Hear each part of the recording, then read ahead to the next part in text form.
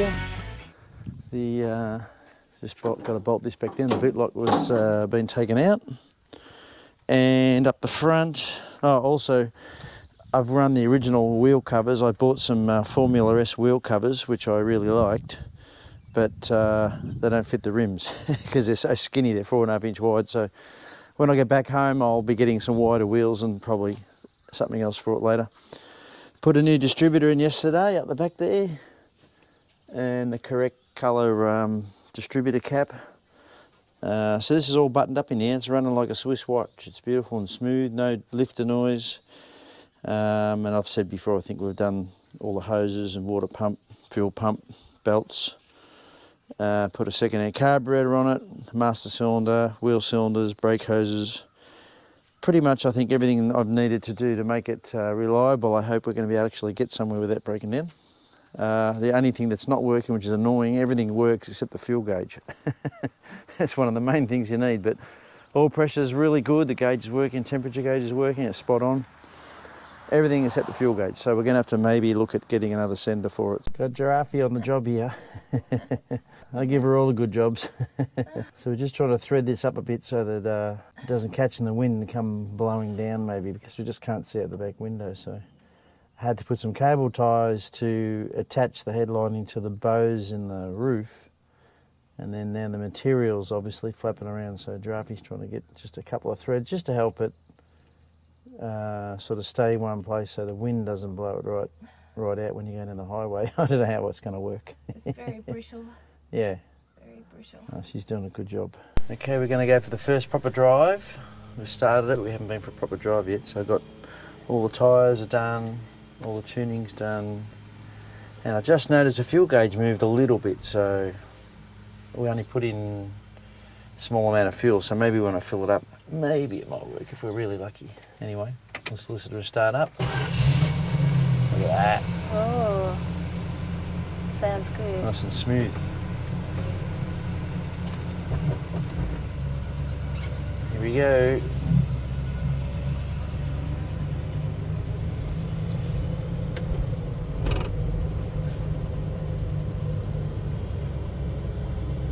Steering's nice and light. Typical for Mopar.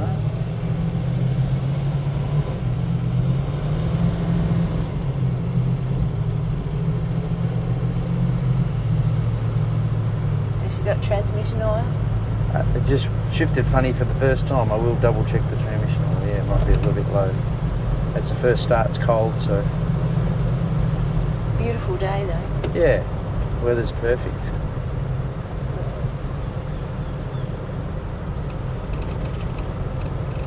See at the back for the first time, which is good. Let's have a look. With a beautiful big glass back window. It's pretty cool. Yeah.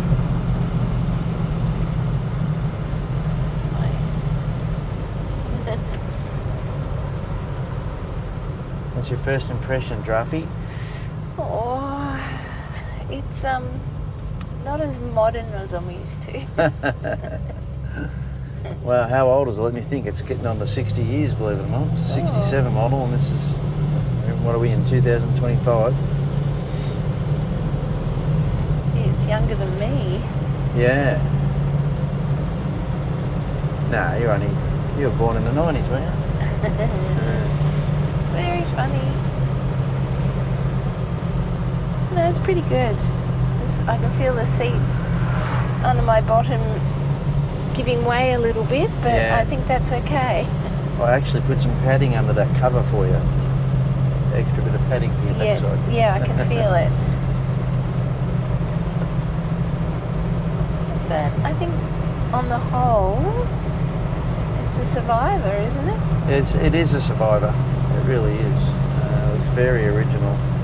I do suspect the motor's been reconditioned, which is a good thing. Everything I looked at on the engine looked like really fresh, so I think we've kicked a goal there. I mean, it could have been a total, engine could have been a total wreck, you know. There's just a bit of maintenance. Obviously had two bent push rods. I think that was also from being laid up. You know, someone's tried to start it and two valves have been stuck and bent two push rods, but it seems to be fine now, so time will tell, of course. We go for a decent drive and then I don't know.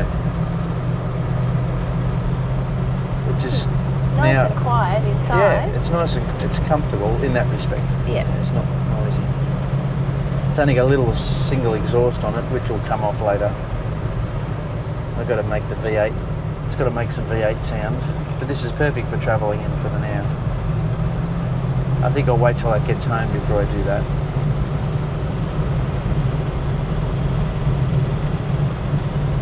But no, yeah, it's very nice in first impression. It's lovely. Yeah, I'm actually impressed. Yeah. Surprised. Yeah. Well, it doesn't feel like a complete wreck, you know, like I usually buy. Yeah, I can see now why you need the headlining. Yes. Yeah, we're tempted to pull the headlining right out because it was all come apart at the seams, literally. But you know, I know feel that the heat coming through the roof when I was sewing. Yeah, that's just right. on my hand. Yeah. Yeah, so having I was headlining quite makes amazed. it Yeah, it does make a bit difference. cooler, a bit it's quieter. beautiful. It feels like it's air conditioned. I wouldn't go that far. It's obviously a very cool morning today, so it's a lovely start. Yeah. It's forecast to be 80 degrees Fahrenheit today, which is, you know, you're only talking in the mid to high 20s, so it's perfect weather. Yeah, about 27. Yeah, beautiful blue skies, beautiful area. Yeah, All I around do. Rick's place. This is the Mid-Hudson Valley, which I do is like this. beautiful and green and hilly and just very picturesque and completely different in the winter. Do you think we can move here? I could live here 6 months of the year, Yeah. and then the rest of it they can have it. I'm coming home. The snow. The snow and the sharp cold wind, and I think I'll just stick to Melbourne. Yeah. But overall, this time of year is just this is just the best time to travel America. And these are the roads I love travelling. If you do drive across America, try and take the B roads, you know, the back highways. This is what America's all about for me, just driving with a little 2-lane black top with a yellow line down the middle and nice and quiet, no cars. This is just fantastic. Yeah. And one thing about driving America, for some reason, they don't tend to flatten the roads out. So if there's a big whoopty hump in the road,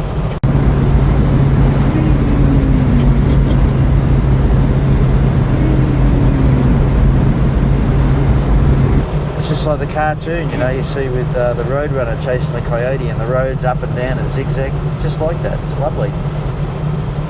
We're going up a nice big hill now. Yes. Meandering around. It's beautiful. Yeah.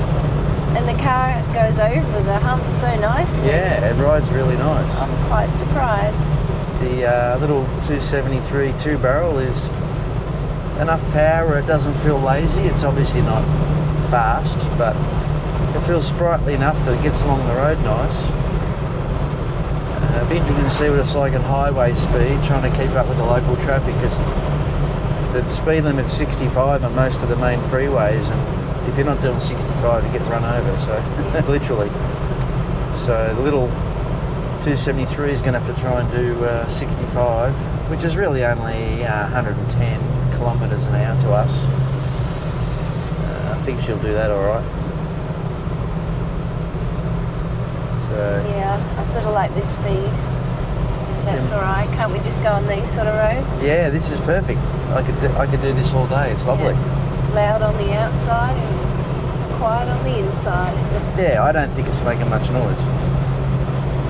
It's got a That's tiny showing little. my age. It's tiny little 1 7/8" single exhaust, so it's a little pea shooter. It would definitely. I'm contemplating putting a 4-barrel carburetor on it and dual exhaust as the bare minimum.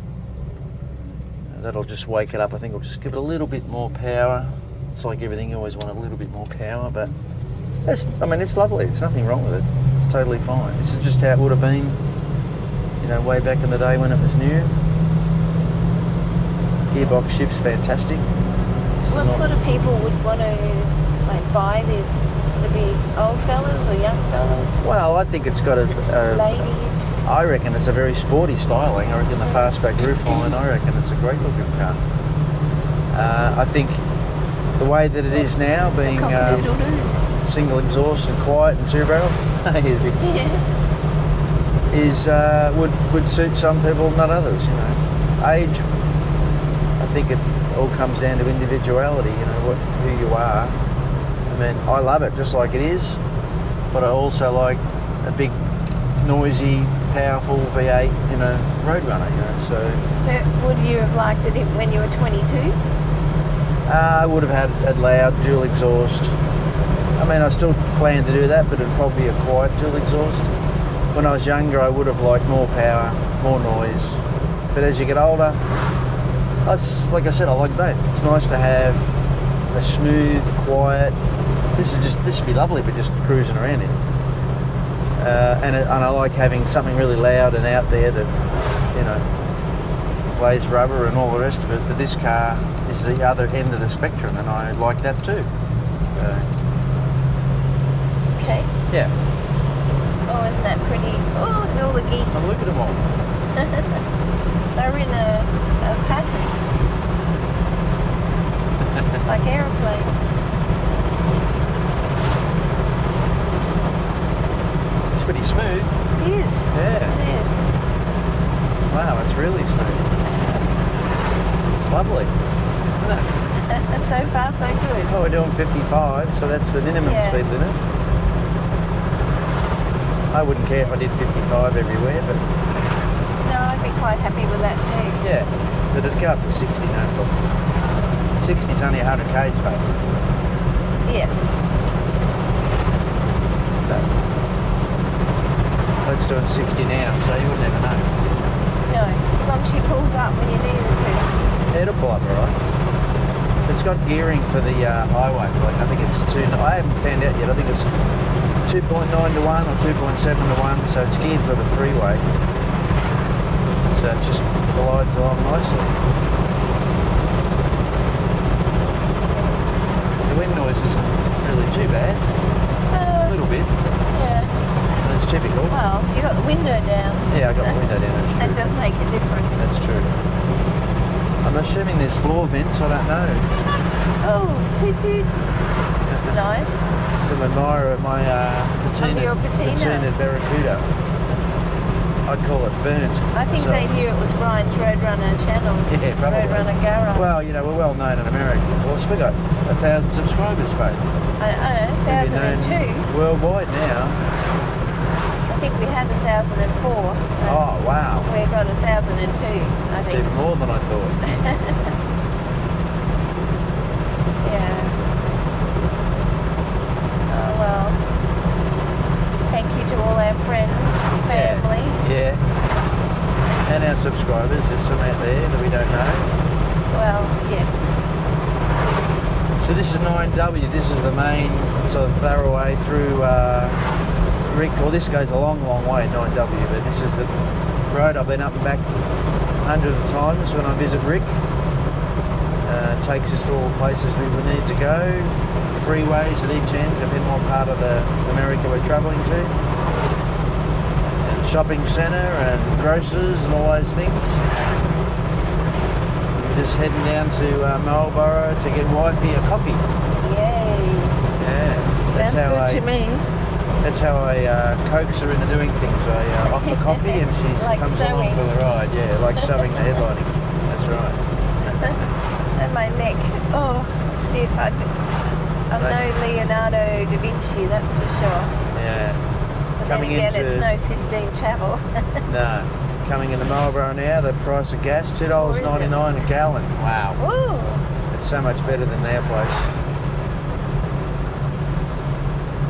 Might be able to find some snack for me. Yeah. Yeah, they have nice biscuits. Ooh, at the bakery. I was thinking of one of Marlborough. those. I saw them yesterday. The pastry, one of those pastries. Yes. It's more up my alley. I'll just have a coffee, thanks. Okay, that's all right. You can have whatever Oh, you we're want. nearly there. Yep. $2.99 a gallon. It's pretty good. This little town of Marlborough, it's just a tiny little town. Yeah. I love how patriotic they are. Yeah, with the I just American think that's- flags everywhere. That's Yeah. beautiful. And they're all dressed up for 4th of July, which is Yeah, great. that's right. Yeah. Yeah. 4th of July celebrations tonight. Yeah. Where we go? Oh yeah, no, here's our, somewhere here. This Is one? it? Is this where it was? It was somewhere here. Anyway, close a nice by. bakery. Ooh, was that us? Tyre squealing on the white Oh, paint. tyre squealing. It's the white paint. Gosh, you must be going fast. Big long hill. Oh yeah, we're doing 20 mile an hour. 30 mile an hour.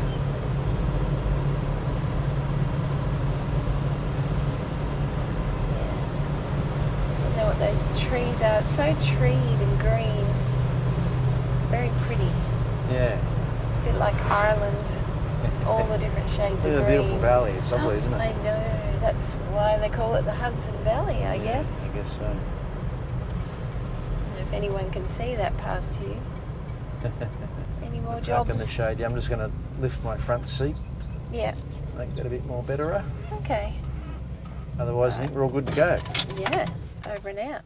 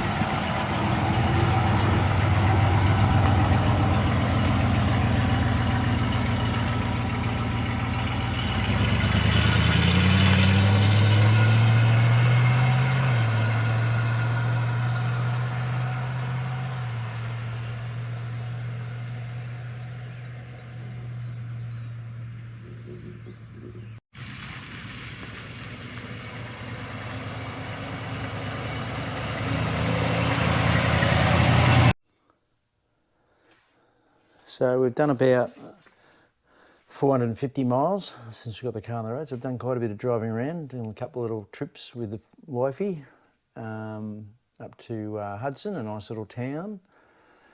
Took the Barracuda. It was pretty hot though, quite humid with no air conditioning. So we've been suffering. We're so soft these days. Anyway, so I thought I'll put it back up on the horse. I've got Carlisle tomorrow, so it's a 4-hour drive.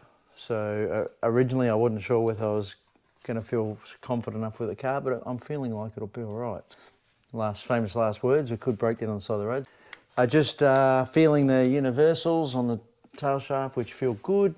Rear transmission mount feels good. Some things I hadn't checked the other day.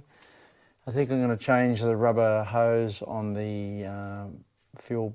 I don't know whether to bother the fuel tank to the inline hose. Now we've got no fuel gauge, so we ran out of petrol the other day, which wasn't much fun, but it never is when you break down. We estimated how many miles we have got a trip meter, which makes it a lot easier. So I estimated how many miles we could make it, but I think I missed out by about 10 miles. I ran out. I'm going to get wifey to hop in the car shortly, and we're going to earth out the fuel sender wire to earth, and what that does, it'll spike the fuel gauge. So that'll kind of prove whether it's a fuel gauge or whether it's the sender, and it's probably the sender. So I'm going to do that in a minute, and also I'm just going to crack the nuts on the wheel cylinders. What does, because we've been on the road for a while now, if any air is trapped, it would have worked its way to the top. So if I just crack the wheel cylinder and we get a little bit of fluid, that'll prove that there's definitely no more air. So literally had a couple of tiny little bubbles. You know, that can make the difference between a slightly better brake pedal. So that's one. Let's try this side. I'll just crack that. Yeah, a couple little bubbles, but not bad. I mean, I don't think that's enough to really worry it. We'll do the fronts as well while I'm at it. Four-wheel drum's definitely not as good as having disc brakes, but it's how the car was made. In the future, when the car comes back home to Australia, I'm going to put disc brakes on it. But I'm sticking with the small stud pattern wheels. I'm being particular about that for some reason. I just want to leave it like that. I like the car's originality, and I'm thinking mostly I'm just going to leave it just the way that it was. Although I'm already getting people saying you should leave the patina and the paint. I know, but it's just not me. So it will be staying that way for a while, obviously, because back home I got Harry's car on the go. So it's certainly down the track as far as going to be restored. So for now, it's going to stay patinaed. And we're also half thinking about leaving the car here. If Rick doesn't mind, we might leave the car in America and maybe come back next year and use the car again. So, because it's a bit of messing around getting them on the road, getting them insured and everything. So we think we might just maybe leave it here. And one thing I did notice is that it fractionally pulls a little bit to the left. So I'm thinking the right side needs, it pulls to the right, so I think the left side needs a slight bit of a tweak on the brake adjustment. So this wheel's on more of a camber than that one. Yeah. Yeah, it does look a bit more, doesn't it? Yeah, that's what So one of the things happens when you get the old cars going, this has been dormant, we think since '08, we're not sure, but that's the last sticker on the windshield. Is the bushes might be good when it's parked up, but they dry out, and then you start driving the car, and then all of a sudden those dry bushes crack and fall apart. So you might start off thinking, oh, those bushes look good, and then, you know, a little while later, they don't. It still doesn't look that bad there. I'd have to lower it down, look at the upper control on bushes. I'm just going to slightly adjust this front. This is something I don't normally have to worry about because we've got disc brakes. So I'm just going to give it a couple of clicks and see if that brings on the two. See, what's happening is the one shoe is hitting the drum slightly before the other, and it just pulls the car a fraction. So I've just adjusted that shoe a fraction, and hopefully I'll hit the brake shoes at the same time. But all in all, amazing for a car that's been sitting all this time, and I've spent a couple of days on it, and it's really been, touch wood, reliable, and really a pleasure to drive. It's very smooth. All right, so I'm going to pop the wheel covers off the back. I'm just going to check the rear drums. Flat screwdriver. The back left drums seem to make a bit more noise than the rest. I don't know why. I'm just going to have a quick look if I can get that in under there.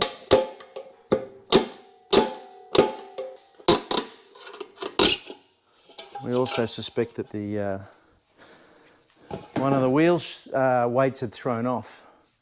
In fact, I know there was one there, so definitely lost a wheel weight. So going to double check the back wheels for balance. Luckily Rick's got our balancer here, and at the same time I'll check that shoe. Got to be careful how you pull these off, you can do damage to them if you're not careful. Alright, I'll zap these wheels off, and I'll get you to jump in the car, wifey, and have a check of that. See if we can get the fuel gauge to go up. 9 times out of 10, the fuel sender's crook in the tank. You can climb in there. You want to go lower? Oh, I've still got some jump. Good. Can you give me a hoist? I can give you a tickle. Let me hold the. Yeah.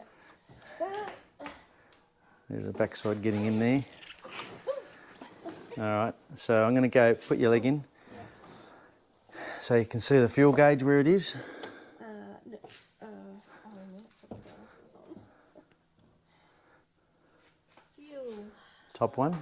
Gasoline. Yes. Yep. So in a second I'll get you to put the. I'll get you to put the ignition on. Yeah. to the first click. Yep. And the other gauges should move, and I'm going to earth out the wire on the field. That keeps the interior light on if you want to leave that open.